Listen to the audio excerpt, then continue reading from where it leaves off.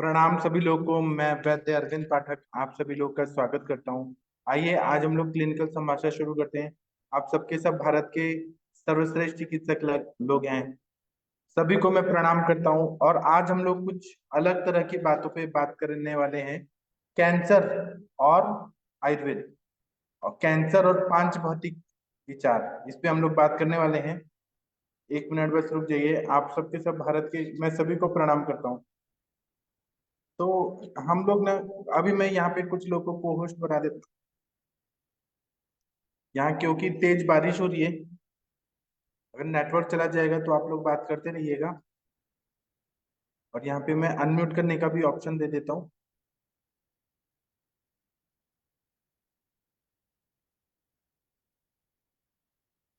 हाँ, चलिए अभी हम लोग क्लिनिकल संभाषण शुरू करते हैं। कैंसर और पांच भौतिक विचार, इस बारे में मैं बोलना चाहता हूँ कुछ। तो पांच भौतिक चिकित्सा प्रणाली के अनुसार सामान्य चिकित्सा की व्याख्या क्या बताइए।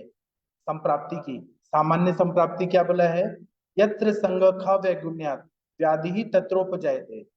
शरीर में किसी भी अवयव में दोष दूष्य समूर्छना होने से व्याधि की उत्पत्ति होती है, यह हम सबको पता है।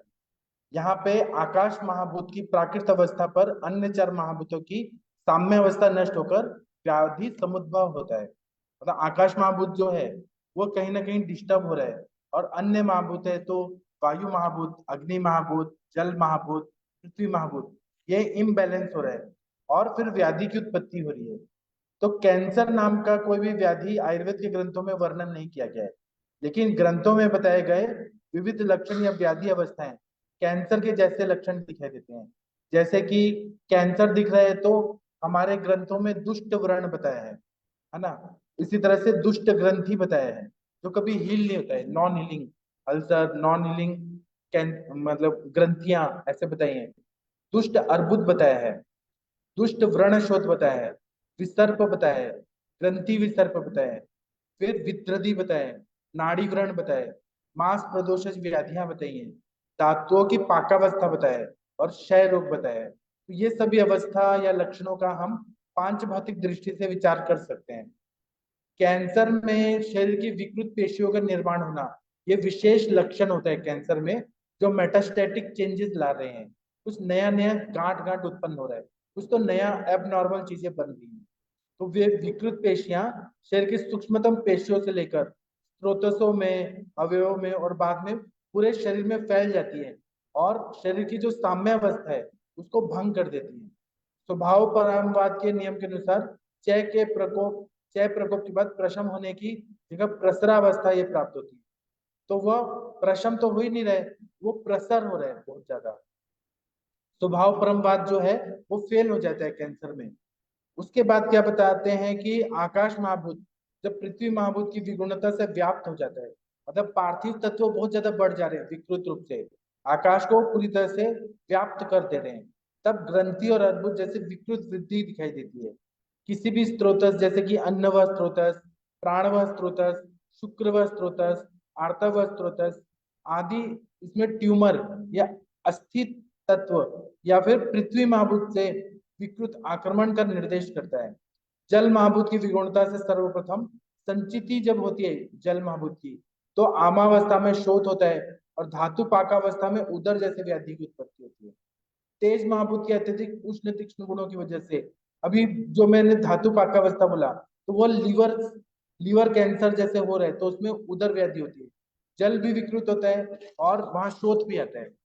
तेज महाभूत का अत्यधिक उष्ण तीक्ष्ण गुणों की वजह से विविध अवयवों में पाक होता है, विसर्प होता है, रक्त पित्त होता है, ऐसे व्याधियां उत्पन्न होती है। वायु महाभूत की विकृति से क्या होता है? तो रुक्षता बढ़ती है, खरता बढ़ता है, सूक्ष्मता बढ़ता है, चलता बढ़ता है, ये अत्यधिक मात्रा में बढ़ जाते हैं। और इसमें व्यास भी होता है। व्यास मतलब जैसे कार्डियोमेगैली, व्यास हो रहा है, डायलेटेशन हो रहा है। बाद में संकोच और नेक्रोसिस जैसी विकृति आ जाती है, मतलब पूरी तरह से स्टेनोसिस हो जाएगा या संकोच हो जाएगा। और नेक्रोसिस जैसी विकृति आती है। नेक्रोसिस मतलब रक्त वाहिनियां पूरी तरह से सिकुड़ गई हैं, वहां से ब्लड सर्कुलेशन नहीं हो रहा है, और फिर सेल डेड डेड होने लगते हैं, सड़ने लगते हैं, क्योंकि ब्लड नहीं जा रहा है, तो नेक्रोसिस होने लगता है। गैंग्रीन जैसे कंडीशन आ जाती है। तो धातुगत अवस्था का विचार करें तो रसगत अवस्था में ज्वर आदि लक्षण दिखते हैं। व्याधि जब रक्तगत होता है तो पांडु और कामला होता है, कुंभ कामला होता है, हलीमक होता है, यकृत अर्बुद होता है, यकृत रोग होते हैं, प्लीहा रोग होते हैं। ये उदर अवस्था दिखाई देती है।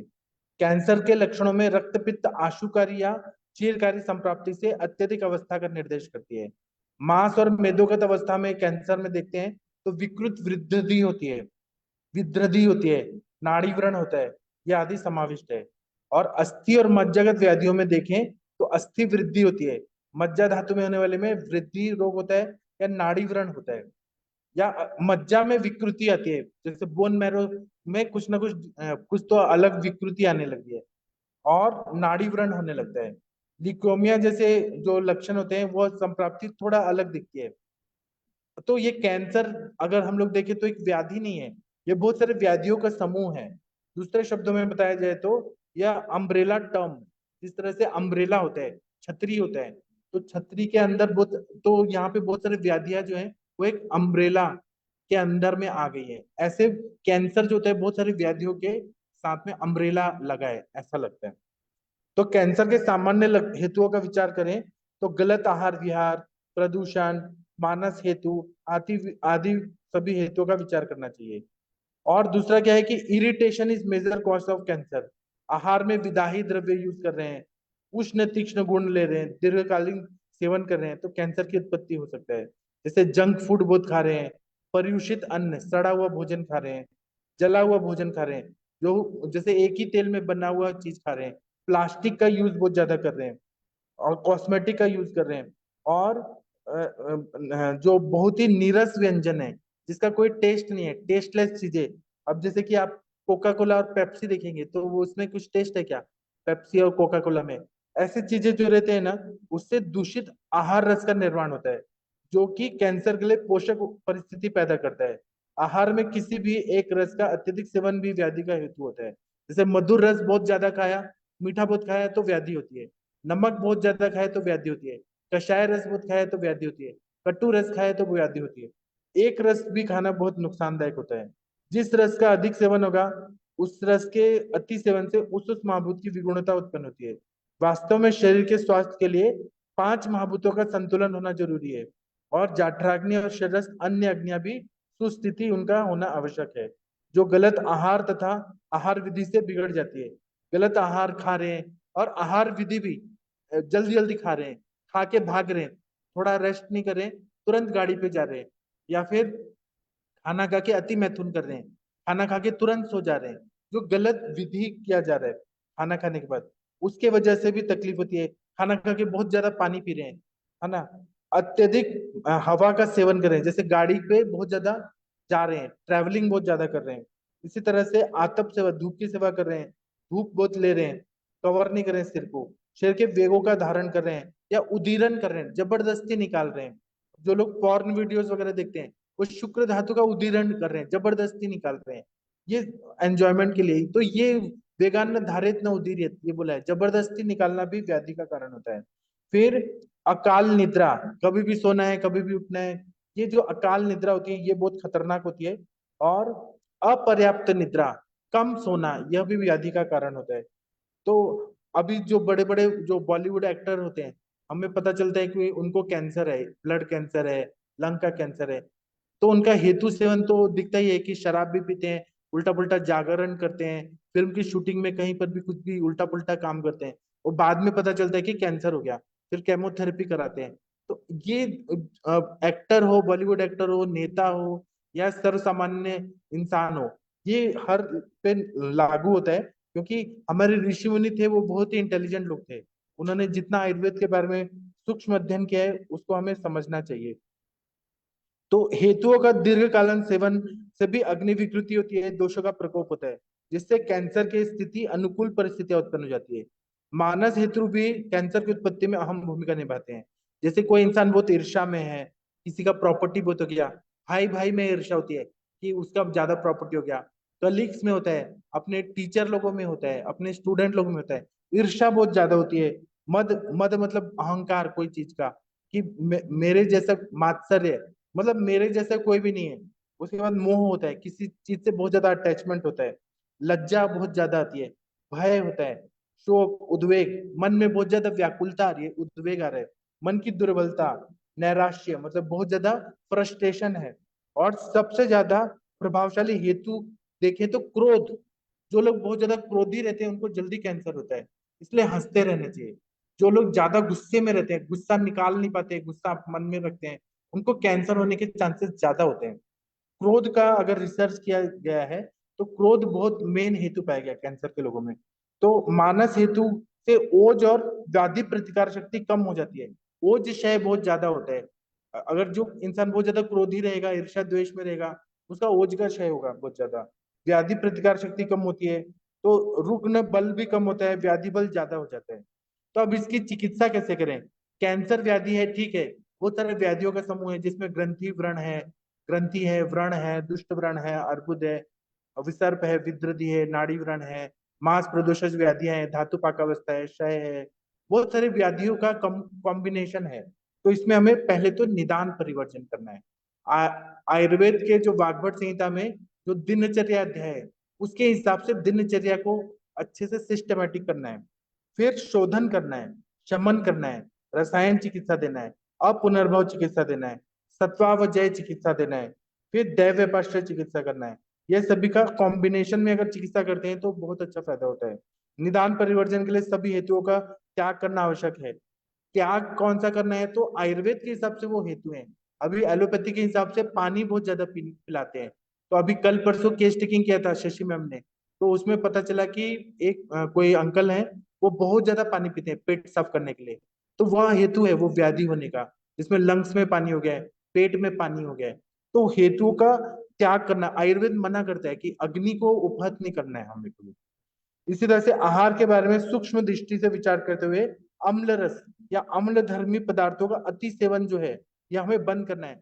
जैसे कि हम बहुत ज्यादा टोमेटो सॉस खा रहे हैं, खाने में हर चीज में टोमेटो सॉस, चिली सॉस, खट्टी चीजें, अचार, कुछ लोग सब्जी की तरह अचार बहुत ज्यादा मात्रा में खाते हैं।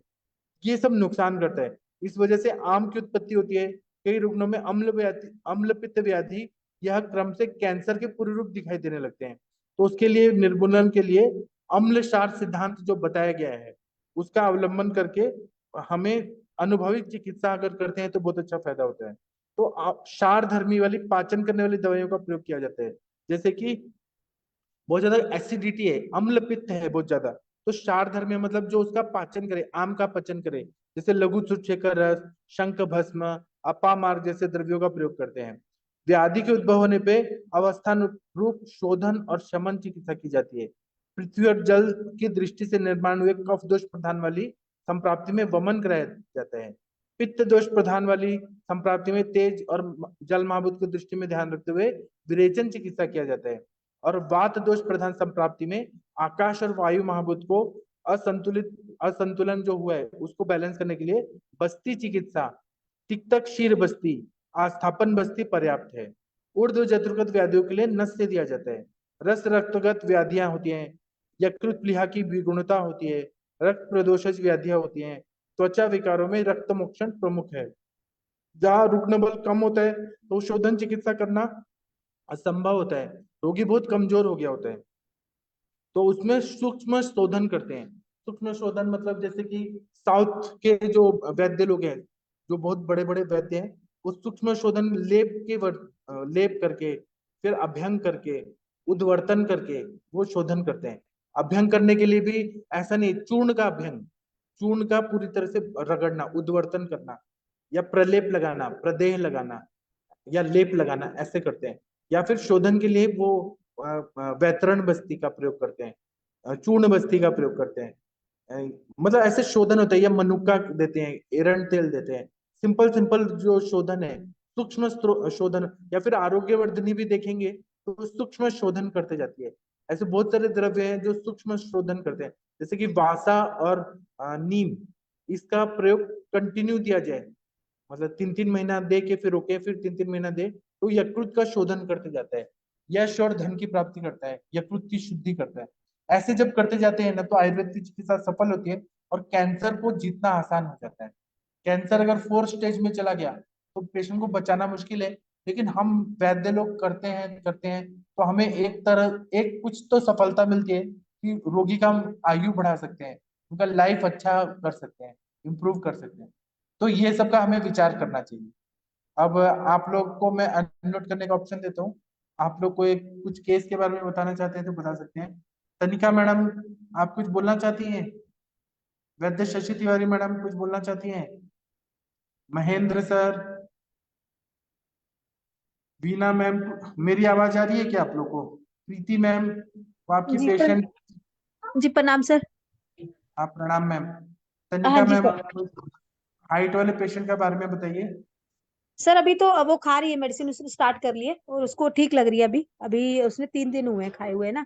पहले उसको लूज मोशन वगैरह लगे हुए थे, तो और अभी हाँ पेशेंट को जी अब। खाने में तकलीफ हो रहा है क्या? नहीं नहीं नहीं सर, वो आराम से खा रही है।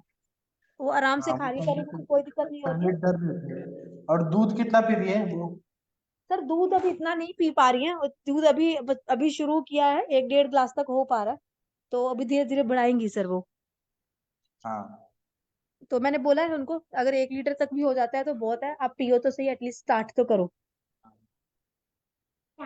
तो तो सर हनुमंत एक। राय हाँ हाँ बोलिए। जी हाँ जी। जी जी सर, आप बताइए सर। हनुमंत राय जी है ना, हमारे इधर आते हैं, तो उनके जी। पेशेंट का 3 तक हाइट बढ़ा था 3 महीने में। हाँ सर, इसका इतना भी बढ़ गया क्योंकि ना इसकी 4-9 तक हाइट है। इतनी भी बढ़ गई तो सेटिस्फाइड हो जाएगी ये। हाँ। तो वही है। ये फिर उसके बाद में देखिएगा और लेना है कि नहीं, वो डिसाइड करेंगे। जी जी सर, इसकी बढ़ गई तो फिर इसका भाई भी लेगा, वो जो आपसे बात हुई थी ना, वो जो आया था प्लेटफॉर्म पे। जी। तो फिर इसका भाई भी लेगा, तो वो वेट कर रहा है, पहले मेरी बहन की बढ़ेगी फिर मैं लूंगा। जी। तो जी सर। अच्छा सर, एक केस का डिस्कशन करना था। एक 4 साल की हाँ। बच्ची है सर। हाँ। तो सर उसको एक्चुअली बार बार एक तो पूरी बॉडी पे इचिंग रहती है, और दूसरा हाँ। क्या है, उसको वेजाइनल इचिंग बहुत ज्यादा है और रेडनेस भी ज्यादा है। तो उसकी मम्मी को मैंने पूछा, कह रही कि यूरिन करते ज्यादा, कभी रोती तो नहीं है लेकिन कभी कभी लगता है, अदरवाइज उसको कोई प्रॉब्लम नहीं है, लेकिन इचिंग बहुत करती है, बार बार इचिंग करती है। तो मैंने कृमि की हिस्ट्री उसको पता नहीं है। आज मैंने बोला उसको कि एक बार कृमि की हिस्ट्री ले लो, कि कोई कृमि वगैरह की हिस्ट्री तो नहीं है। तो ये सर उसको बार बार बच्चों को रेकरेंट मतलब होता है यूटीआई, मतलब गर्ल्स में तो ज्यादा होता है, पर वो छोटे छोटे बच्चों में, पर इसमें भी हो सकता है क्या? हाँ, एज कितना है उनका? सर 4 साल की है। 4 साल की एज में वजाइनल इचिंग भी हो रहा है? और हाँ जी, वेजाइनल इचिंग है, मुझे तो कृमि की हिस्ट्री लग रही है कि कृमि के कारण ना हो रहा हो उसको, क्योंकि सारी हाँ, बॉडी पे भी हो रहा है, बार बार उसको बॉडी पे आप भी एक हो काम करेंगे मैम, आपके पास रहा है। हाँ जी। लेंस मिलेगा? लेंस। लेंस तो नहीं मिलेगा सर। लेंस अगर लेके आए और जहाँ वजाइना का एरिया है वहां पे लेंस से देखेंगे, छोटे छोटे कृमि रहेंगे, छोटे छोटे। तो इसमें क्या हम्म, करना है, वो मिलता हम्म, है, कृमि रहते हैं। आपको क्या करना है, विडंगादी तेल या करंज तेल का अरेंजमेंट करें, नहीं होगा तो मैं भेज दूंगा। या ठीक है। विडंग का काढ़ा या करंज का काढ़ा लेके और उससे धावन करना है।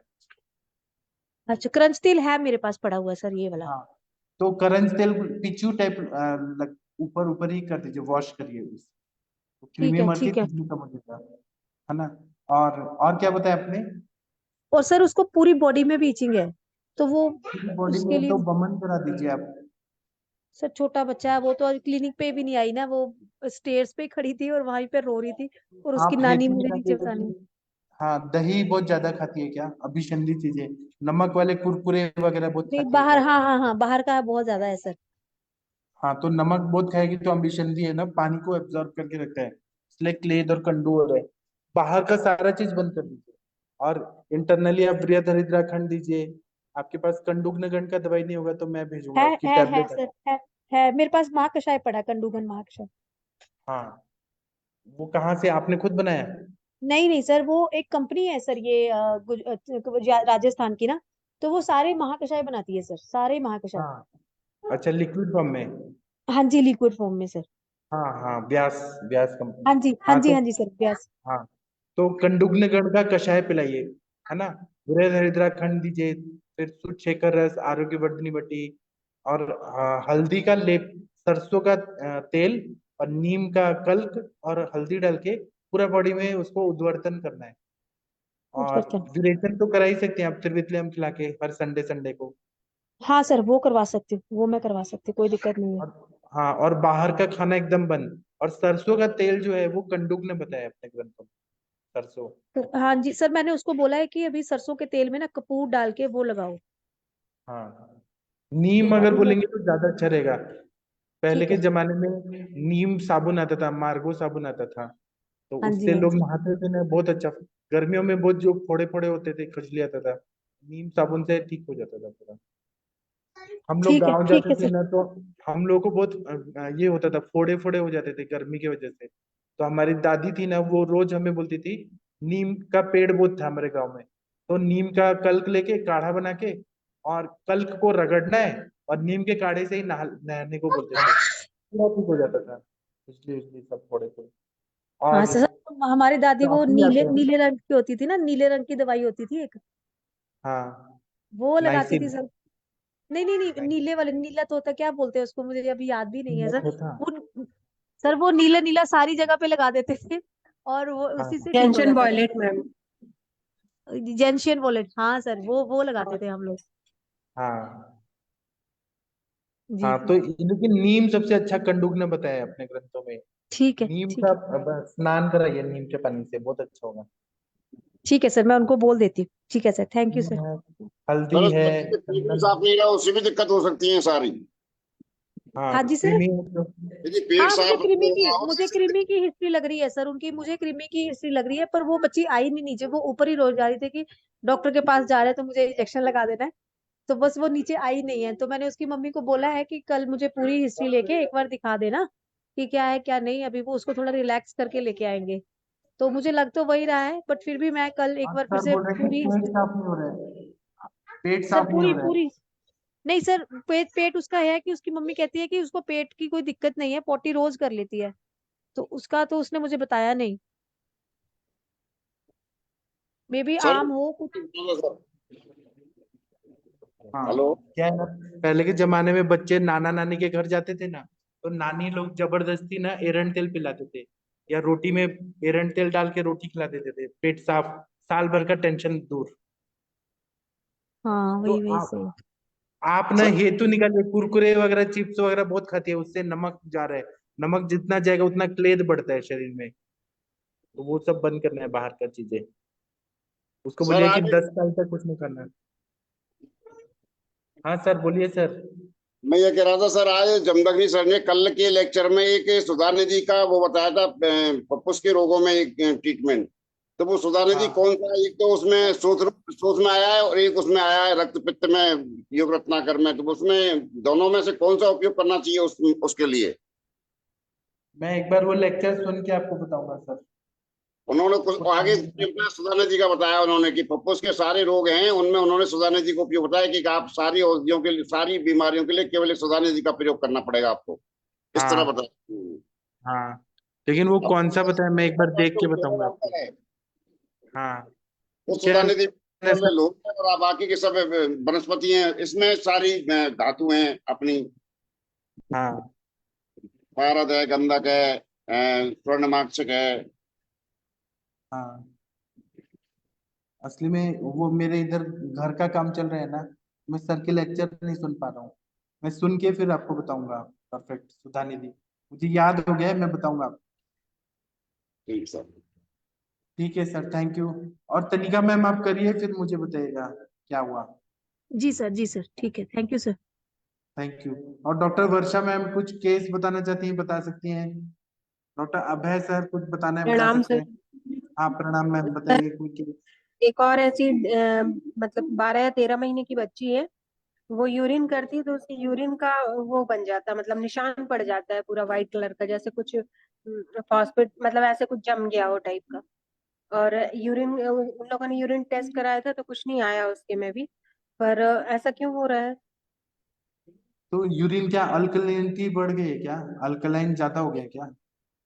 तो ऐसा उसमें आया नहीं है यूरिन टेस्ट में, लेकिन मुझे लग रहा था कि ऐसा हो तो सकता है। आप ना चरक संहिता अभी खोलिए, उसमें चरक सूत्र स्थान 4th चैप्टर में मूत्र विरंजनीय गण है।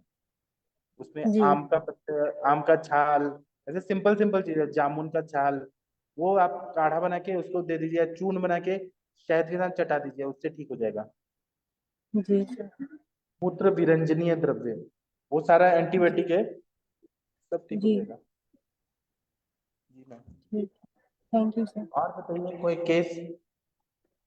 नहीं सर, अभी तो और कोई ऐसा केस नहीं है। वो एक वही जो गृहिणी वाला है, वो अभी ठीक है, काफी उसको आराम है, पहले से तो बहुत खुश है। बस वो यही कह रहा था कि दवाई कब तक चलेगी, तो मैंने कभी तो 1 ही महीना हुआ है, अभी 2 महीने और खाएगी आप। आप मुझे बताइए कि आपने ग्रहणी रोग में क्या दवाई दिया? सर मैंने ज्यादा कुछ नहीं दिया है। शुरू सबसे पहली बार मैं पंचकोल चूर्ण दिया था उसको दीपन पाचन के लिए, और जीर का अत्यारिष्ट, और एक और आरोग्यवर्धिनी वटी दी थी। फिर दूसरी बार मैं आपसे बात की, फिर उसके नहीं, हिंगवाष्टक चूर्ण दिया था पहली बार में। फिर दूसरी बार मैं उसको हिंगू बचादी चूर्ण और परपटी बस दे रही हूँ, पंचामृत परपटी को। तो जीरे के साथ देना है तो मैं ही उसको जीरे में मिक्स करके दे रही हूँ, कि वो सीधे शहद में मिला के खा के और उसके ऊपर से दूध या फिर छाछ का अनुपान ले।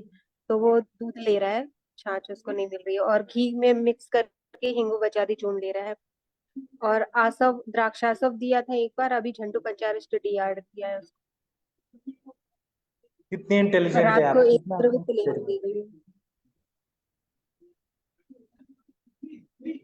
नहीं क्या सर, आप बोली ही से और? बता रही थी। रात में द्रवित ले हम दे रही हूँ सर उसको, क्योंकि पेट उसका 3-4 बार, वो 4 से 5 बार 6 बार तक मोशन उसको होते थे, लेकिन पेट साफ ठीक से नहीं होता था। तो अभी द्रवित ले हम दे रही हूँ ना, तो सुबह में एक बार होता है, एक बार अब शाम को जाता है, बस 2 ही बार जा रहा है।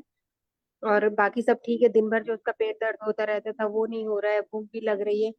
लेकिन मैंने उसको अभी लघु आहार पे रखा है सर, मतलब खिचड़ी ही खाए वो दोनों टाइम, सब वेजिटेबल्स उसी में मिक्स करके। दाल चावल ऐसे नहीं खा रहा है। तो एक दिन मैंने उसको बोला है दाल चावल खाने के लिए, तो बोल रहा था भारीपन लग रहा था, तो फिर से खिचड़ी ही खा रहा हूँ। तो अभी ऐसे ही चलने दो। हाँ, और तक्र अगर पॉसिबल है तो तक्र पे रखिए। तक्र पे ही मैंने उसको जोर दे रही हूँ, लेकिन वो ले ही नहीं रहा है। आलसी टाइप का इंसान भी है सर वो थोड़ा। दूध बस वो उसके घर के बगल से आ जाता है तो दूध को ही पी लेता है डायरेक्ट।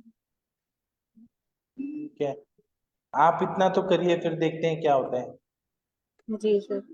तो क्या इम्प्रूवमेंट क्या है वो सिम्टम्स में? इम्प्रूवमेंट सर यही है कि पहले उसको दिन भर कभी भी मतलब ऐसे प्रेशर आ जाता था तो कभी भी जाना पड़ता था, और दिन भर उसका पेट दर्द करता रहता था। थोड़ा सा भी खाना खाता था तो पेट बहुत भारीपन लगता था, खाना नहीं खा पाता था। तो ये सब चीजें सब नॉर्मल हो गई हैं। अब भूख लग रही है, खाना भी पच रहा है, उसको पेट साफ भी बस 2 बार जाता है, एक बार सुबह एक बार शाम को, रात को। बीच में ऐसा कोई डिस्टरबेंस नहीं है अब उसको, दर्द भी नहीं होता है। मरोड़ होती थी पहले पूरे टाइम।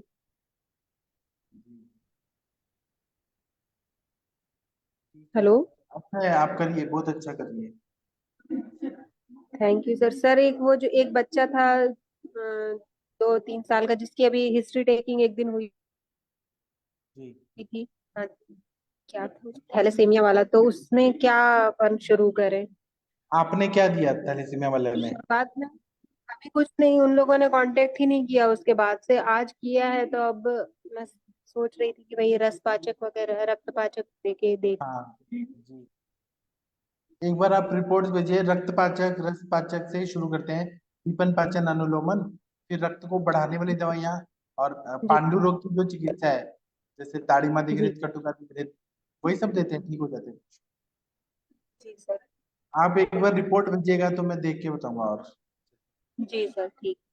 हाँ, पहले दीपन पाचन अनुलोमन से शुरू करिए। जी सर ठीक है, थैंक यू ठीक। Ma'am, thank you. Thank you हाँ। सर। हाँ, डॉक्टर प्रीति मैम, आप कोई केस बताना चाहती हैं? गंगवार सर कुछ बताना चाहते हैं आप? सविता मैम कुछ बोलना चाहती हैं, बोल सकती हैं। अगर आप लोग नहीं बोलना चाहते हैं तो मैं सेशन बंद कर दूं, क्योंकि आधा घंटा हो गया है। आप लोग कुछ नहीं बोलना चाहते हैं तो खा पी के सो जाइए। अब हम सुबह मिलेंगे। थैंक यू, प्रणाम, गुड नाइट, शुभ रात्रि। प्रणाम सभी लोगों को।